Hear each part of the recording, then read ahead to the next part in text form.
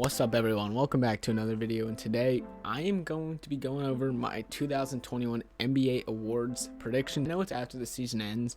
I feel like it would be nice to have it like once the regular season's over. By the time the awards come, everyone's still thinking about the playoffs, not the regular season. Anyway, let's get into this. So we're going to be going over MVP, Rookie of the Year, Sixth Man of the Year, Most Improved, Coach of the Year, Defensive Player of the Year. Let's get right into this. I have my top 3 candidates. So the first guy you're just going to see is who I pick, and then the other 2 guys are going to be my runner-up and my 3rd place. After that, I'm going to show you what I predicted at the beginning of the season. Start off with Nicole Yokitch, who is my MVP. He put up great numbers, 26.5 points a game, 11 rebounds, 8.5 assists, and he did it all in very good efficiency. Obviously, as a big man, he's probably one of the best passing big men we've seen of all time, if not the best. He led his team to the 4 seed, a nice little late push with Michael Porter Jr. and Nicole Yokitch as like the main 2 scoring options, while Jamal Murray got hurt with that injury. Hopefully he gets better, but I'm actually very surprised to see Yokitch doing this well consistently throughout the year. And the Nuggets could be a potential scary playoff team like they were last year. They're gonna have an MVP on their team. I don't see anyone else really taking this award away from Nicole Yokitch. He played phenomenal. I think he was the best big man in the entire league. We have the 2nd best big man in the league right now, Joel Embiid. And for the first half of the season, I honestly thought Joel Embiid was going to win this award. He's pretty much averaging 30 points a game. I think he's the 3rd highest point per game score behind Steph and Bradley Beal, who are dueling it out right now. He's putting up 10.5 rebounds a game, pretty much 3 assists on, once again, pretty solid efficiency. He's not as good as a 3-point shooter as Nicole Yokitch. One of the main reasons why he's an MVP in the MVP conversation, they're the 1 seed in the East. They're the 1 seed competing with Milwaukee, Brooklyn, Boston, who's not like. They're the number 1 seed in a very good Eastern Conference. He's just been dominant. He can dominate down low. He's a great defensive player. He's just a leader. Like, every time he's on the court, like, he gets the fans into it, and that really helps Philly this year. And I think they needed that big jump from Embiid from last year to this year, and I think Joel Embiid with Doc Rivers has been terrific, but I just think Nicole Yokitch is slightly better. But leadership-wise and leading a team to a certain playoff seed, I think that matters a lot in this award. The 3rd option of Chris Paul. Now, this is controversial because people are like, where's Steph Curry, where's Giannis, James Harden, etc. But I think this is more impact. And if you look at most valuable player, just those 3 words, most valuable player, most valuable to a team, I think Chris Paul is the most valuable player to a team in the entire NBA. You take Chris Paul off of the Phoenix Suns, you look at last year's team, 34-39. Now you're like, that's not that bad. They were the 10 seed. You got to remember, they went on an 8-game winning streak in the bubble, so that easily goes down to a 28-win team with 40+ losses. Chris Paul single-handedly took this team from 34 wins to pretty much going to be 50, and they're like 1 game back for the 1 seed. If the Phoenix Suns get the 1 seed throughout this last stretch, then all right, I don't think he'll win it, but I think you move him to 2 over Joel Embiid, and Joel Embiid goes to 3rd. Not a lot of people expected the Suns to be this good, so I think just impact-wise, having Chris Paul on the Suns is huge for them, and that's pretty much the main reason why I have him as the 3rd place position for the MVP award. These are my beginning of the season predictions. All 3 guys are kind of in the conversation, but I don't think any are going to get it. Giannis is probably the closest to getting it. Luka had, as some people would say, a down year, but even though he improved in a lot of categories and he still played tremendous, he had a couple crazy buzzer beaters, but like overall impact wise, like they're like the 6-7 seed or something out west. LeBron's pretty much the same thing. I know he got hurt for a good period of time, but it's like the Lakers have not been as impressive as everyone wants to. Again, injuries were a big case in that. And Giannis, he's playing terrific, actually. Giannis is definitely a MVP caliber player this season. I know people just aren't going to want to give it to him just because it's kind of like they don't want to be repeating themselves. Gave Giannis another MVP. I just don't think this is the season. I think those other 3 guys that I mentioned are more likely to get it. But yeah, so that is my MVP portion of this video. Let's move on to the Rookie of the Year. Okay, so now for the Rookie of the Year, I think LaMelo Ball is going to get it over Anthony Edwards, who is my number 2. I mean, that's kind of obvious. Those are the 1 and 2 dueling it out all season. We know LaMelo Ball fractured that right wrist, I want to say it is. It was one of the wrists, and he missed about a month of games. Still put up tremendous numbers on the season, 16 points, 6 rebounds, 6 assists. He's leading I think he's second place in points per game, first place in assists by like a whole number over Tyrese Halliburton. He's doing it on okay efficiency. But the Hornets are a playoff team. LaMelo is so fun to watch. It sucks Gordon Hayward went down with that injury. Miles Bridges missed a few games with like health and safety protocols. But the Hornets have been a fun team, and I think that's all because of LaMelo Ball just like going down the court, tossing it between the legs. Who would have actually watched Hornets games if it weren't for LaMelo Ball?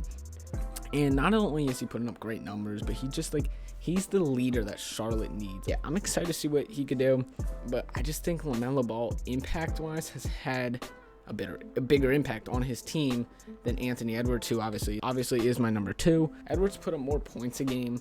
That's really it. I mean, he's had some monster dunks, which obviously, like, highlight-wise, they might be, like, they're probably, like, neck and neck. Like, Edwards has the dunks. He had a couple game winners or two. He's not doing it on as great efficiency, and obviously the team's a lot worse. The Timberwolves are one of the worst teams in the league. As of recently, they're playing a bit better, which is not good for them. I mean, obviously it's good for player development, but they're trying to get Cade Cunningham or a top 5 pick. I don't see Anthony Edwards getting it, slightly based off record and also team impact. Yes, he had averaged a little bit more points a game, and he's put up like higher scoring games. Like he's put up a couple 40 pieces throughout the season, which is incredible, especially for a 19-year-old. It's like 60% LaMelo and then 40% Anthony Edwards. No one else is going to get it. Tyrese Halliburton. He did miss a portion of the season. He's still out with that a few injuries. The Kings have been fun to watch. I loved watching Tyrese Halliburton, De'Aaron Fox. Injuries just suck, man. Like I wish there wasn't injuries, health and safety protocols, all that stuff. Has an awkward looking jumper, but I love him getting to the rim. He has a nice little handle. Tyrese Halliburton was going to be good coming into the season, just playing on Sacramento, being kind of like that number 2 option, number 3 behind Buddy Hield and De'Aaron Fox. And he put up great numbers. He shot 41% from 3 on the season, 47 from the field, 13, 30, and 5. Like he's a good facilitator next to De'Aaron Fox. And Tyrese Halliburton's my number 3 option for Rookie of the Year. He's not going to get it. It's really just between LaMelo Ball and Anthony Edwards, but I think LaMelo's gonna get that. These are my predictions. Killian Hayes got hurt, but I don't know what I was thinking. He would not have gotten it anyway. B. Toppin, he was also kind of hurt for a decent amount of the season. Even in the games he played, he didn't get significant minutes and didn't really play that incredible during those minutes. Dude, I don't know what I was thinking. Shout out LaMelo, though. I knew that was coming. Good at everyone, though. All right, on to Defensive Player of the Year. We're not going to make any cuts here. I have Rudy Gobert. He's going to win his 3rd Defensive Player of the Year. Should be 2nd because Paul George should have won it a couple years ago back in OKC. He played tremendous, and I'm still kind of salty about that. Gobert's a beast down low. Like, I don't think there's any generational centers now in the NBA or anywhere recently in the NBA that could just block shots and make as big of an impact on the defensive end as Rudy Gobert. And numbers are a hard thing for this Defensive Player of the Award. Like, some players don't put up amazing defensive numbers. Like Lou Dort, he plays tremendous on-ball defense, but he's not going to show up in the stat sheet. Like, you have to watch the games, like, shuffling his feet, get in front of defenders, like, tipping passes. Like, that doesn't show up the presence inside, like, jumping up, closing out on shot. Like, Rudy Gobert is definitely the Defensive Player of the Year this season. No doubt about it. I don't think anyone's really that close. Giannis. And so those are my predictions for the Defensive Player of the Year, and I'll catch you guys next. Okay, so next up we have the 6th Man of the Year, and I have 3 guys that are in my slate. I think they're all pretty close, and team record has slightly to do with why Jordan Clarkson is my number 1 option. He's putting up the most points off the bench, 18.2, 4 rebounds, 2.5 assists. Impact-wise, like, having a guy like Jordan Clarkson come off the bench, he could create his own shot. You know he's not going to want to pass the ball. If he gets that ball, he's shooting it, and he's probably making it. He's putting up 40 pieces on people's head. He could drop 30 any given night. The Jazz are the best team in the NBA record-wise, and I think Jordan Clarkson is a big reason why they have tremendous depth. I don't really have much to say. It's Jordan Clarkson. He's hooping, averaging the most points, biggest impact off the bench. He's my winner. Second place, we have Montrezl Harrell, who personally, to me, he didn't have a tremendous season. That also might be because I also had him on fantasy this season, and he just was a complete ass. I'm not gonna lie. 13.5 points, 6 rebounds, and assists. He was more of like the anchor on the defensive and offensive end, like getting into it with the other teams and trying to get like technicals on them to get their star player out of the game. He was the guy that could just crash the rim, get a rebound, and then on the other end catch a lob, put it up with like Schroeder passing him the ball. And I'm gonna give him the second place for the runner-up. And then Derrick Rose. I know a lot of people are gonna be like, oh, where's Jalen Brunson, where's Shake Milton? But I think Derrick Rose, who came off the bench in pretty much every game that he would play, 15 points a game, 2.5 rebounds, 4 assists, and he did it on good efficiency, 47% from the field. A veteran point guard in New York in Derrick Rose is one of the reasons why they're so good and they're a playoff team. Derrick Rose comes off the bench, but he closes out games and he does it tremendously. And I'm slightly tempted to put Derrick Rose at 2 and then Montrezl Harrell at 3, but I'm just going to leave it how it is. I think Derrick Rose played tremendous. He had a great job coming off the bench. Thibodeau, obviously that's another big reason why Derrick Rose is playing so well. I didn't love him in Detroit, and I think one of the reasons why I also don't want to make Derrick Rose the number 2 is because he played in Detroit for some of the season, and until he got traded to New York, he wasn't having an amazing year. Derrick Rose is my third option. I know I don't really have amazing reasonings for the Sixth Man of the Year, but it's more just put up the best statistics and who had the best kind of impact. That's really it. And then these are my predictions. I'm pretty sure Devontae Graham started. Same with Dennis Schroeder, and then Gallinari played, it seemed like 10 games. He did have that one 38-point game when he wasn't missing and hit 9 threes or something like that. Devontae Graham missed some time. He played well. Dennis Schroeder started, so obviously I'm not going to give him that award or even put him in the race. So yeah, those are my Sixth Man of the Year awards. I know they weren't amazing and I didn't have a lot of detail about them, like I just said, but yeah, let's move on to most improved. Okay, so for the most improved player, I have Julius Randle, the New York Knicks. And I think this is without question, you got to give it to Julius. He plus 5.5 points on his resume this season.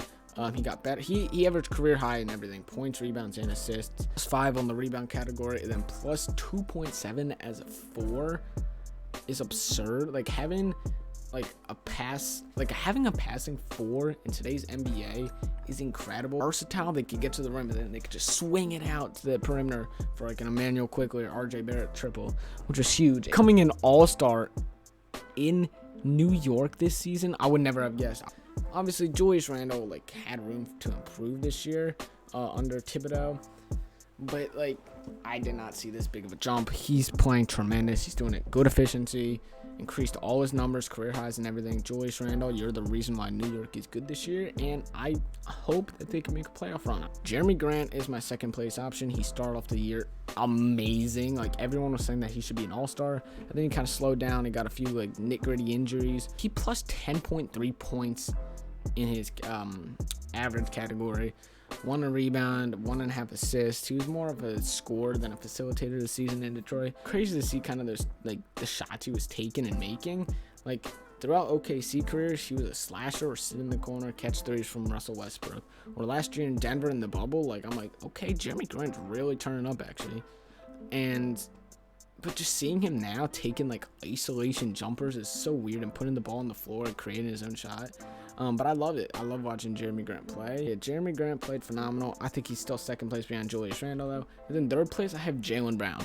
Now, I might get a lot of people pissed in the comments because I didn't put Christian Wood here, but Christian Wood just did not play enough games in my opinion. Overall, stats may not say Jaylen Brown played all that better than he did last year, but if you watch Celtics games, you would be able to tell that Jaylen Brown significantly played a lot better than he did. Jaylen Brown has been super impressive. There's been real debates throughout the season whether or not Jaylen Brown or Jason Tatum's the better player for the Celtics, which proves to you how good Jaylen Brown has been. He was an all-star with Jason Tatum. Obviously, they didn't have an amazing regular season, especially record-wise. Who knows if they're even going to make it out of the first round in the playoffs? Who knows if they even are going to make the playoffs if they fall into the play-in tournament? Then these are my guys that I had in the beginning of the season. Obviously, SGA, he would have been a top 3 candidate for most improved player if he did not get hurt with the foot injury a few months ago or a month ago. Michael Porter Jr. is definitely in the conversation. I had him second place, and I think right about now he's probably 4th or 5th with Christian Wood. And then Markelle Fultz obviously played 2 games, then he got hurt. But yeah, I think those are 3 good. You can't tell me that those were not 3 bad options before the season started. Shea would have been the number 1 option, and he was, and he played tremendous. Michael Porter Jr. Played tremendous in the bubble. So those are my most improved players, and I think I did a pretty good job on that. Obviously, I didn't have any of these 3 guys in the top 3, but I kind of saw the other guys besides Julius Randle really playing well. But yeah, let's move on to Coach of the Year in the final spot. And yes, I have Monty Williams as 49-21 record out west for the Phoenix Suns. Chris Paul, Devin Booker, DeAndre, and those 3 really played their hearts out the entire season. I think it's 1 or 1.5 games back of the 1 seed. And if they get the 1 seed, 100%, it's a lock that Monty Williams is going to get the Coach of the Year. Honestly, I think you got to give Chris Paul a little bit credit for Monty Williams winning this award. I don't really have much to say. It's coaches. There's not really much to say for coaches. Quinn Snyder is my 2nd, and Doc Rivers is my 3rd. Quinn Snyder led his team to the 2nd seed or the 1st seed, and whatever they're going to end up as. They played tremendous. Especially with Donovan Mitchell going down about a month and a half ago with that foot injury. Mike Conley has stepped up tremendously. Bogdanovich, all those guys have played incredible for the Jazz, and I give all credit to Jazz coach Quinn Snyder, and then Doc Rivers. Doc Rivers turned Philly around. Last year, they lost in the first round in 5 games. They call up Doc Rivers. They're like, hey, we need you as a coach. They bring in Daryl Morey as well. And now they're the 1 seed in the East. And hopefully they can make a big playoff run. And as of right now, the Sixers are in a good position. Because if they keep the 1 seed, which they should, they need 1 more win. And they play the Magic 2 times. They'll be matched up against the 4-5, which should be New York and Atlanta. And I think they will sink in. I think they'll beat both those teams pretty handily, so they won't have to be matched up against Brooklyn, Milwaukee till the conference finals.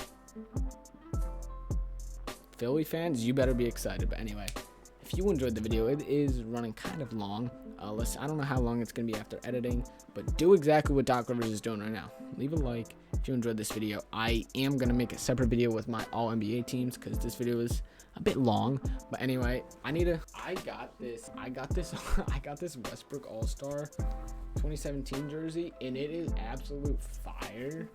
I just want to show you guys that. Please like the video, hit the subscribe button.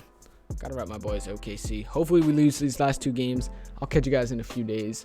I'm out. Oh, and by the way, these were my 3 candidates to begin the season. I knew Monty Williams was gonna be good. See ya.